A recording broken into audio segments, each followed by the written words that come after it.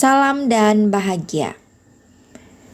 Pada kesempatan kali ini, saya akan menyimpulkan tentang konsep coaching untuk supervisi akademik sesuai dengan apa yang telah saya pelajari pada modul 2.3.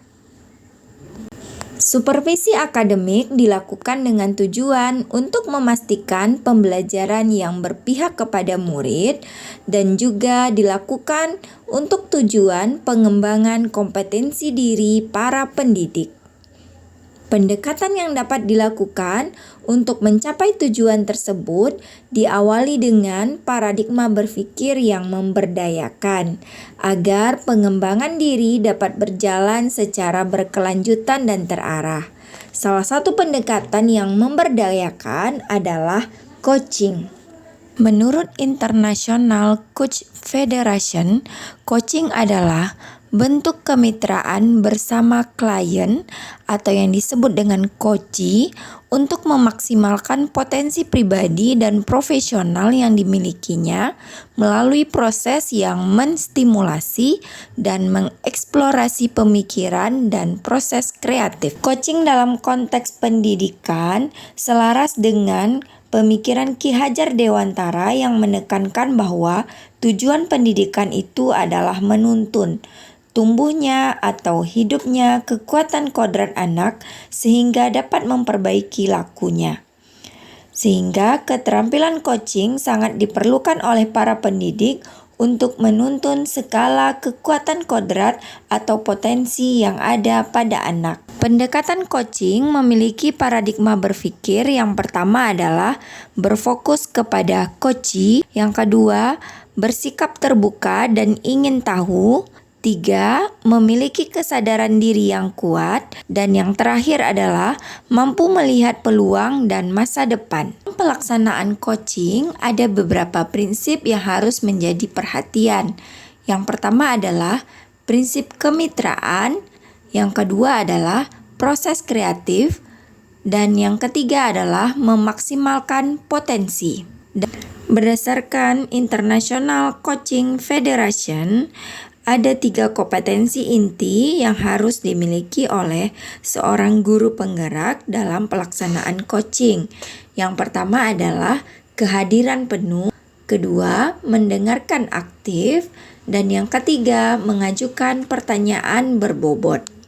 Percakapan berbasis coaching dengan alur Tirta berarti di dalam percakapan memuat tujuan umum, kemudian identifikasi, yang berikutnya rencana aksi, dan terakhir tanggung jawab.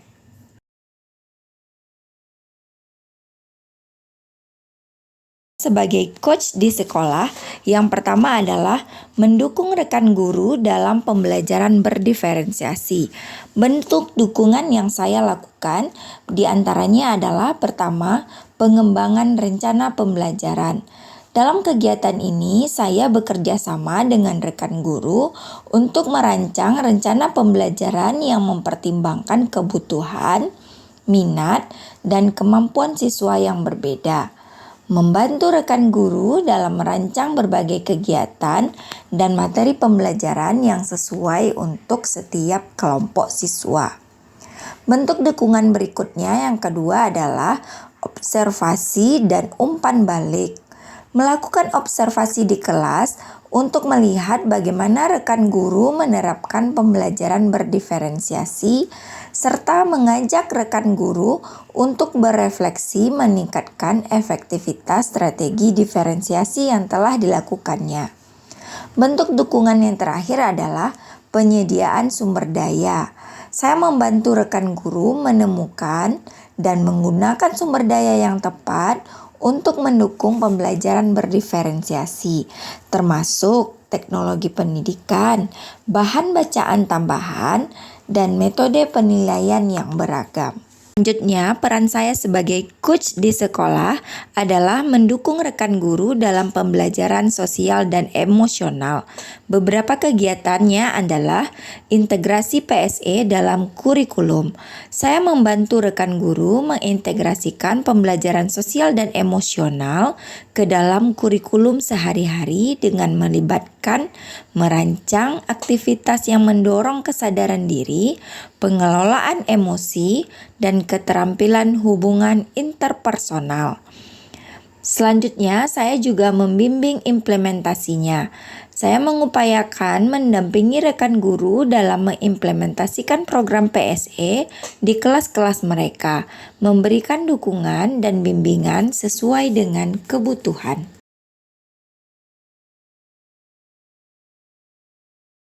Antara coaching dan pembelajaran berdiferensiasi memiliki keterkaitan. Di antaranya adalah individualisasi pembelajaran. Pembelajaran berdiferensiasi menekankan kepada individualisasi pembelajaran untuk memenuhi kebutuhan unik setiap siswa.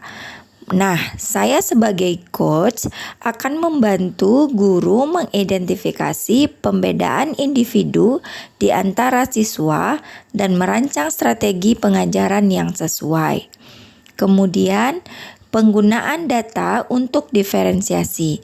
Saya akan mencoba membantu rekan guru dalam menggunakan data penilaian dan observasi untuk merencanakan pembelajaran yang sesuai dengan tingkat kesiapan, minat, dan gaya belajar siswa.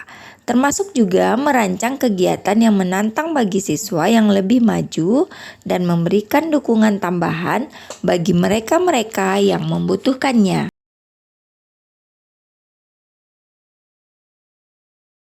Keterkaitan antara coaching dan pembelajaran sosial dan emosional dapat saya identifikasi menjadi 3. Yang pertama, lingkungan belajar yang mendukung.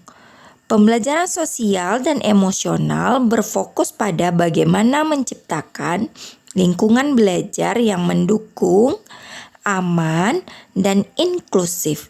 Sebagai coach, saya akan mendukung rekan guru dalam mengembangkan strategi untuk membangun hubungan yang positif dengan dan di antara siswa. Yang kedua adalah pengembangan keterampilan sosial. Saya akan membantu rekan guru mengintegrasikan kegiatan yang mengembangkan keterampilan sosial dan emosional siswa, seperti kerjasama, resolusi konflik, dan empati. Ini menurut saya sangat penting untuk menciptakan suasana kelas yang kondusif untuk pembelajaran berdiferensiasi. Dan yang ketiga adalah dukungan emosional bagi siswa.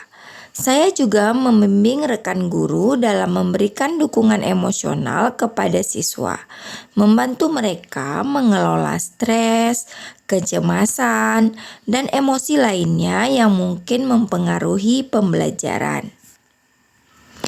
Dengan peran dan strategi ini, saya membantu menciptakan lingkungan belajar yang inklusif dan mendukung perkembangan akademik serta sosial emosional siswa, sekaligus memberdayakan rekan guru untuk mengimplementasikan pembelajaran berdiferensiasi dan PSE secara efektif. Keterampilan coaching memiliki keterkaitan yang erat dengan pengembangan kompetensi sebagai pemimpin pembelajaran. Berikut ini adalah keterkaitan antara bagaimana keterampilan coaching mendukung pengembangan kompetensi pembelajaran.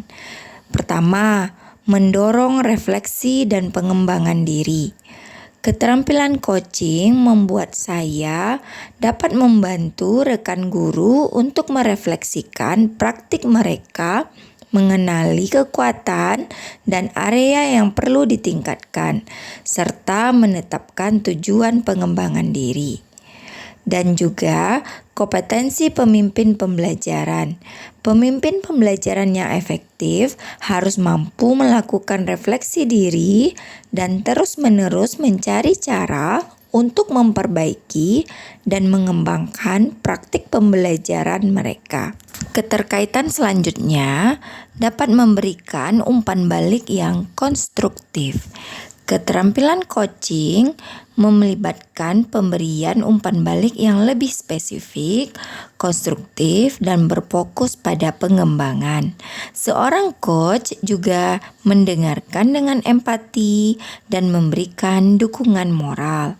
Kompetensi pemimpin pembelajaran juga mampu untuk memberikan umpan balik yang konstruktif, dan ini merupakan kunci dalam membantu guru meningkatkan kualitas pengajaran mereka. Dan pada gilirannya juga dapat meningkatkan hasil belajar siswa. Keterampilan coaching dan kompetensi pemimpin pembelajaran juga dapat membangun hubungan dan kolaborasi. Coaching menekankan pentingnya membangun hubungan yang kuat dan kolaboratif dengan guru berdasarkan kepercayaan dan komunikasi yang terbuka. Sementara kompetensi pemimpin pembelajaran itu harus mampu membangun dan memelihara hubungan kerja yang positif dengan guru dan staf, mendorong kolaborasi untuk mewujudkan tujuan pendidikan yang lebih baik. Dengan mengintegrasikan keterampilan coaching dalam peran saya sebagai pemimpin pembelajaran, saya dapat membantu menciptakan lingkungan yang mendukung bertumbuhnya profesional guru, meningkatkan kualitas pengajaran, dan pada akhirnya meningkatkan hasil belajar siswa.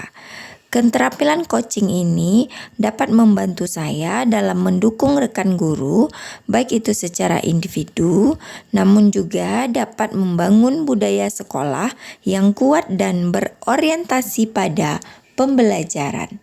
Salam guru penggerak.